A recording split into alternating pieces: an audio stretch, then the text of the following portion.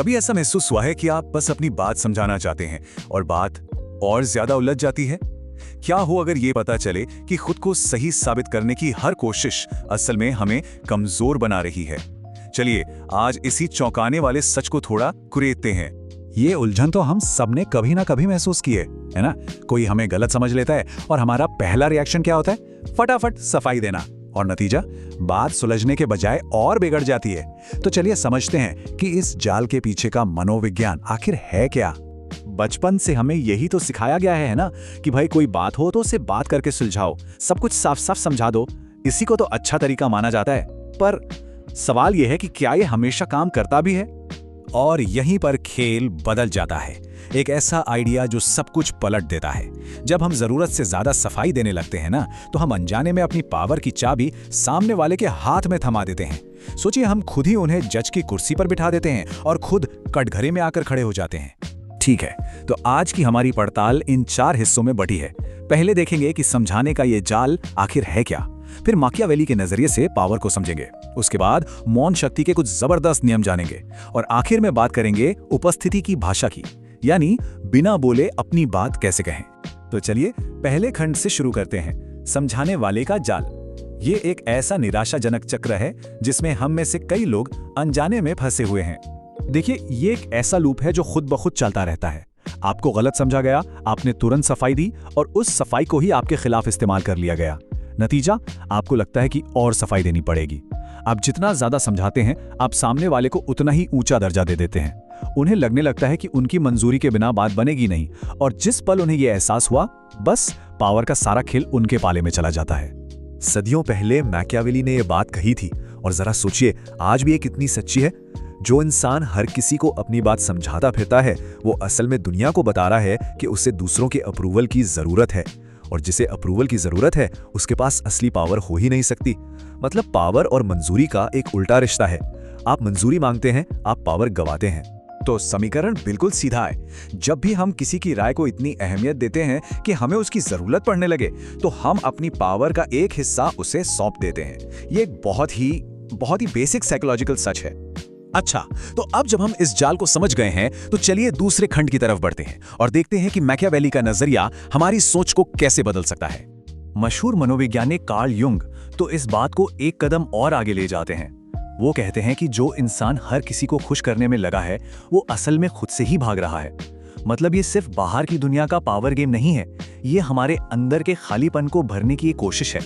और महान दार्शनिक नीत्शे, वो तो इस आइडिया को आजादी के सबसे ऊंचे मकाम पर ले जाते हैं। वो कहते हैं, सबसे बड़ी आजादी उस दिन मिलती है जिस दिन इंसान को दूसरों की राय की जरूरत नहीं रहती। जरा उस एहसास के बारे में सोचिए, जब दूसरों की राय का बोझ आपके कंधों से उतर जाए। नीत्शे के मुताबिक असली पावर और सच्ची आजादी बस वहीं से शुरू होती है।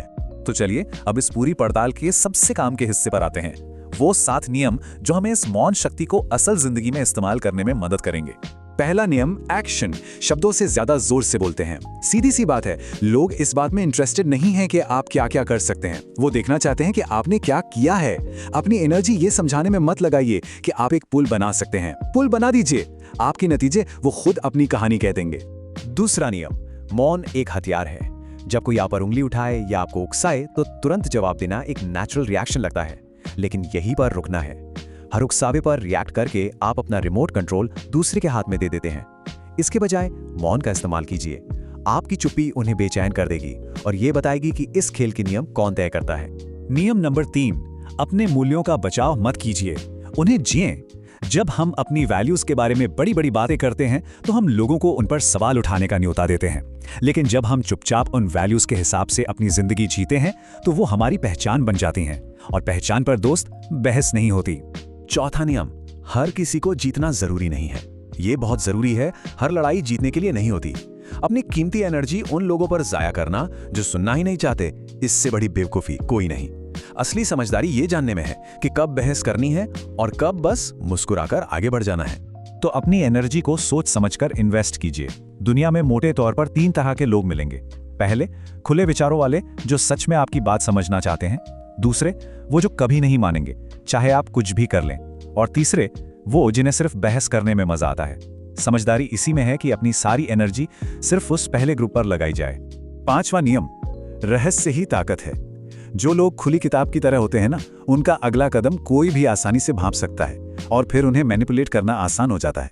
तो थोड़ी सी रहस्यमयता बनाए रखिए, इससे लोग आपके बारे में और जानना चाहेंगे और यही जिज्ञासा ध्यान खींचती है और एक तरह का सम्मान पैदा करती है।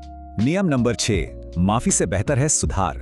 जब कोई गलती हो जाए तो हमारा पहला रिएक्शन होता है कि हम 100 बार माफी मांगें, लंबी चौड़ी सफाइयां दें, लेकिन इससे हम और कमजोर दिखते हैं।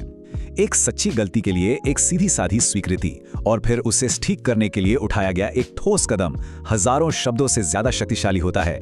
देखिए, एक ही गलती पे दो रास्ते हो सकते हैं। एक रास्ता है बार बार माफी मांगने और सफाई देने के जाल में फंसने का, और दूसरा रास्ता है जिम्मेदारी लेकर चीजों को ठीक करने का। एक रास्ता आपको कमजोर बनाता है, दूसरा आपकी इज्जत बढ़ाता है, और चॉइस हमेशा हमारी अपनी होती है। और अब 7वां और सबसे गहरा नियम, शक्ति बोली नहीं जाती, देखी जाती है।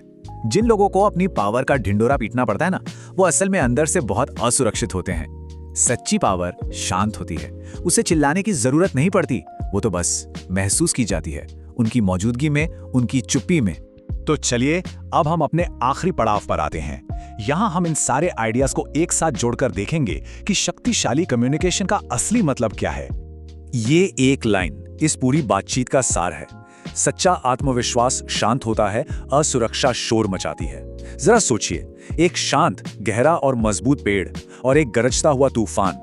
पेड़ अपनी जगह पर अड़िग रहता है, जबकि तूफान सिर्फ शोर मचाकर गुजर जाता है। सच्चा आत्मविश्वास उस पेड़ की तरह है, एकदम शांत और एकदम स्थिर।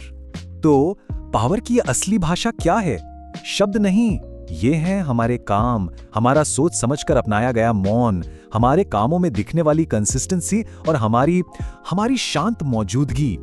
यही वो भाषा है जिसे दुनिया असल में समझती है।